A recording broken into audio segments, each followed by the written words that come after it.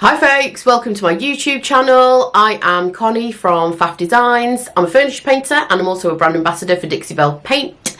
In the video you're about to watch, I'm going to show you how I transformed this piece from a really dark and drab dated piece of furniture into something a little bit brighter and happier.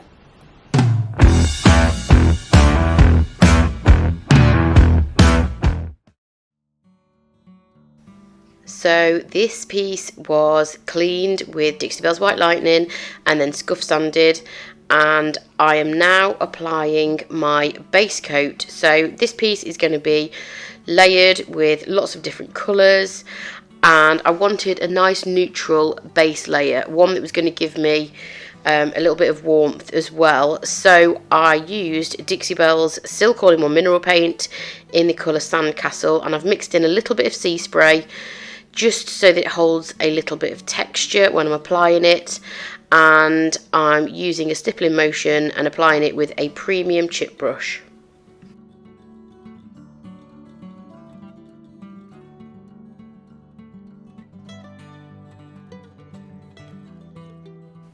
So once the silk paint was dry, I then grabbed my continuous mister bottle and spritzed quite a generous amount of water on the surface of the silk paint. Now silk paint has got a built-in top coat, so it's really good for a base layer of paint if you are going to do like a blended kind of technique like I'm going to do, because it doesn't reactivate when you spray water on it. So that silk paint is there as a base layer.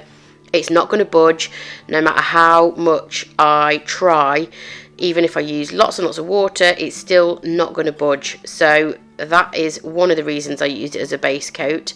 The other one is because it has a built-in stain blocking primer, and that dark varnish finish it looked like a bleeder. So I have given myself a little bit of insurance by using silk for the base layer, because it's going to stop any bleed through issues that I might have had.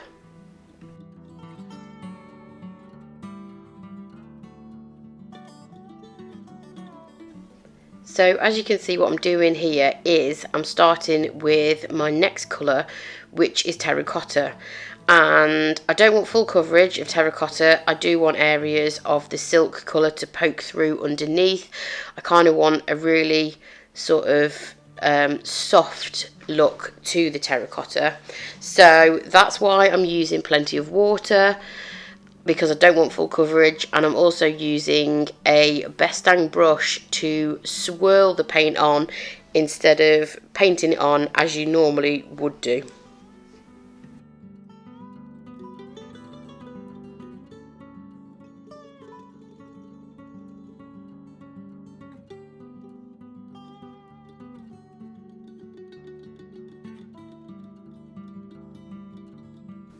So the next colour that I used was Rebel Yellow, and I'm only showing you the very top of this piece because I worked in small areas so that the paint wouldn't dry.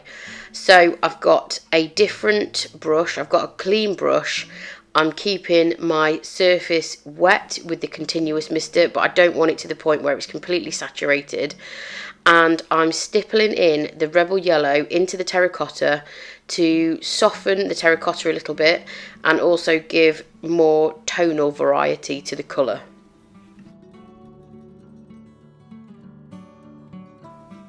I've just done a close-up of one of the doors so you can see how little paint I'm actually using on the brush. I am only slightly dabbing a little bit of Rebel Yellow on the brush and just stippling that over the top of the wet terracotta with the Bestang brush to give a really soft tonal effect.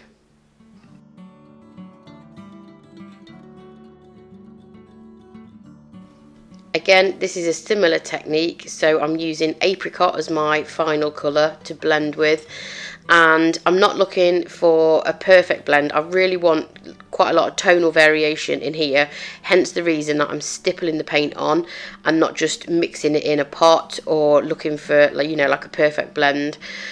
So I'm just stippling the paint all over, making sure that it's not drying out as I go, and just working it into the other colours underneath without mixing them too much.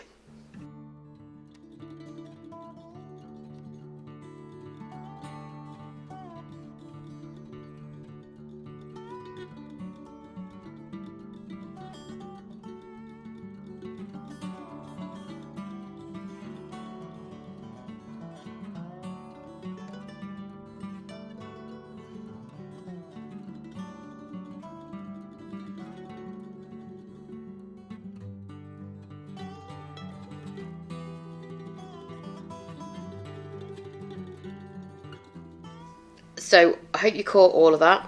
Fast forwarded through a lot of it because it's quite a big old piece and there were quite a lot of layers of paint there, which is why I left it overnight to dry.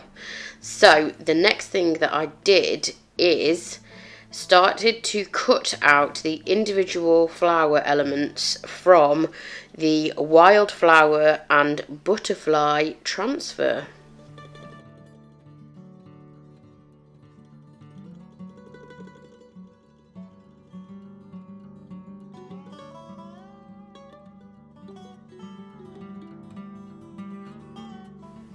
So I played around a little bit with the cutout pieces before I decided on placement, and then I started to apply the transfer. So all you do when you apply a transfer is remove the backing sheet, press it down onto your surface, use the wooden tool to press the transfer onto your furniture, and slowly remove the plastic sheet from the transfer, and just do it slowly and surely. This one is quite a detailed piece. It's got lots of little petals and leaves, so I'm just going really steady with this, and then I'm going to build the design up across the bottom of the piece.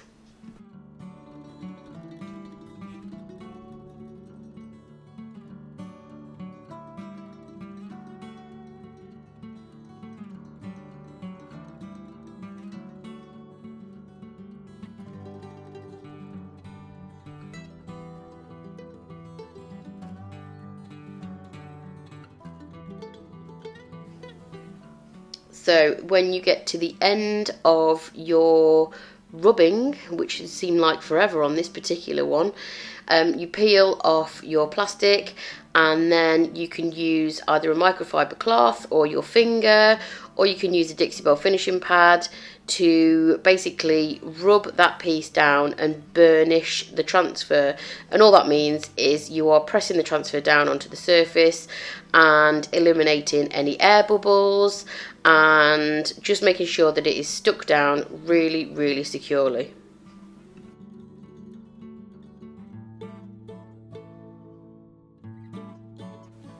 So I'm fast forwarding towards the end of my flower arrangement, and it took quite a long time to build up the pattern and get the placement exactly where I wanted it, but I'm pretty happy with how it looks. And then the final thing is just to give it a rub all over, just to make sure that it's stuck down really nice and securely.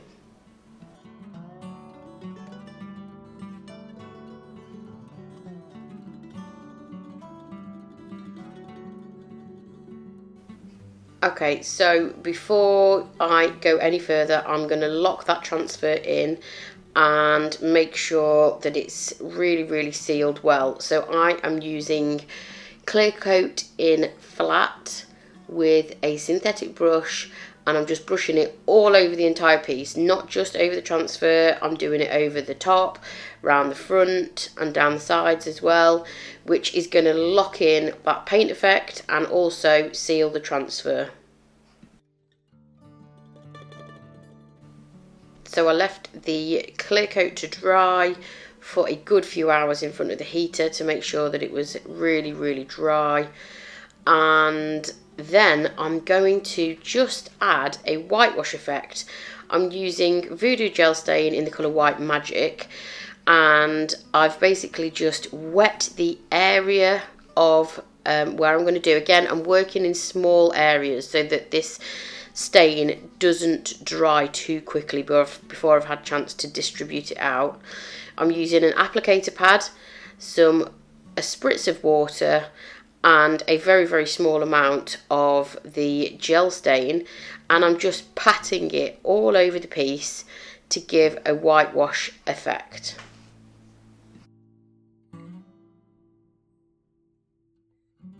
Before the stain dries, you can see me keep spritzing it there with water.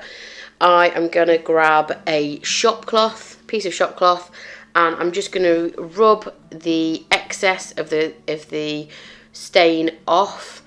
You can use a whitewash of paint. You could also get a similar effect with white wax. I'm just using Voodoo Gel Stain because I love how the product applies, and I really like how it looks over this peachy terracotta colour.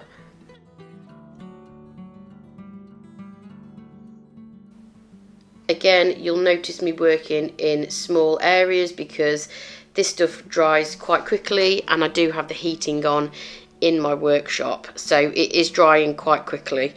If I was to do the whole of the front, it'd probably dry at the top by the time I had done down at the bottom. So I am just making sure that I'm only working in smaller areas.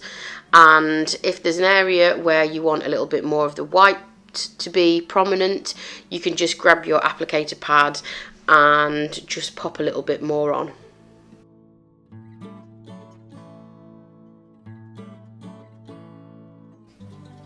And it's really just about playing around with it and getting the right kind of look that you're after. There's no right and wrong way about how to apply a whitewash effect. I know that in some areas I want more of the terracotta, the peach terracotta colour to appear, and then in other areas I want more of the white to appear. So there is no real sort of rule about this. It's just whatever looks good to you and on your piece.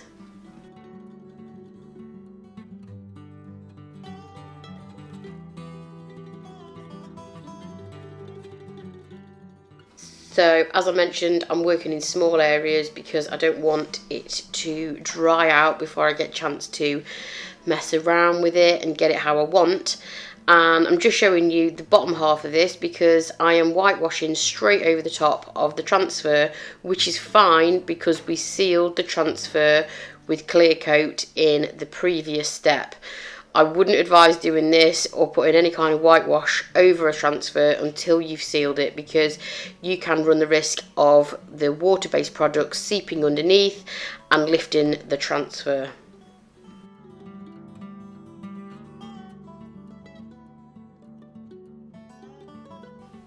So the aim of this really is to soften the colours ever so slightly on the transfer and on the piece itself, which I think it's done a really good job of doing. And like I say, there is no rule with this. You can remove as much of the whitewash as you want to get the desired effect.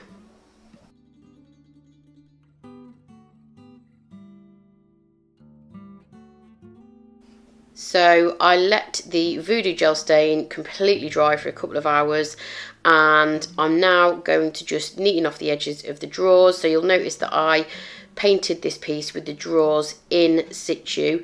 The reason for that is twofold. Number one is for the purpose of the video, so that you guys can see what I'm doing clearly. And number two is because it's a cohesive design across the front of the piece. So I just wanted to make sure that it looked consistent.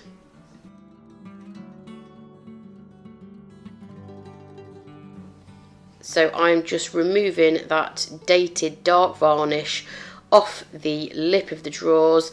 I'm going to give that a good sand back, and I'm also going to distress the edge of the drawers a little bit as well.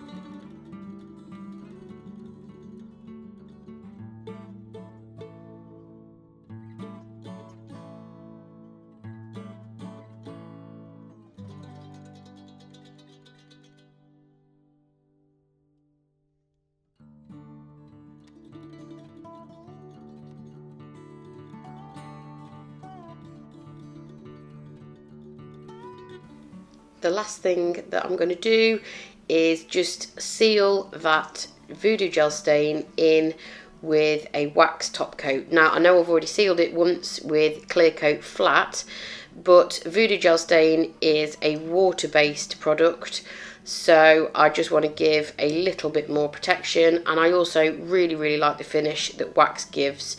So I always apply wax with a sponge on a really flat surface like this. I'm using a blue applicator sponge and just applying the wax and then buff it off with a microfiber cloth.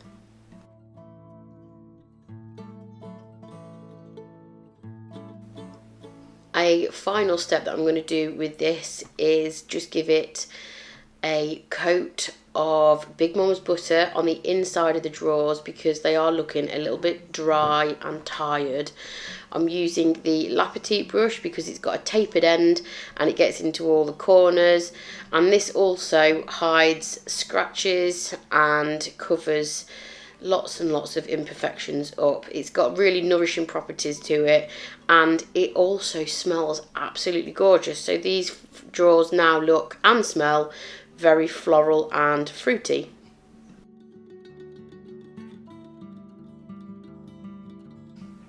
I'm also going to use it on the drawer sides as well. This helps the drawers run and just keeps them in really good condition. And here it is. There's a little bit of close-up leg action you can see there with the flowers, and there is a front shot. But my absolute favourite shot of all is this side angle. I think it captures the colour and those flowers beautifully. Okay, thank you for watching the video. Hope you enjoyed it, and as always, make sure you subscribe to my channel.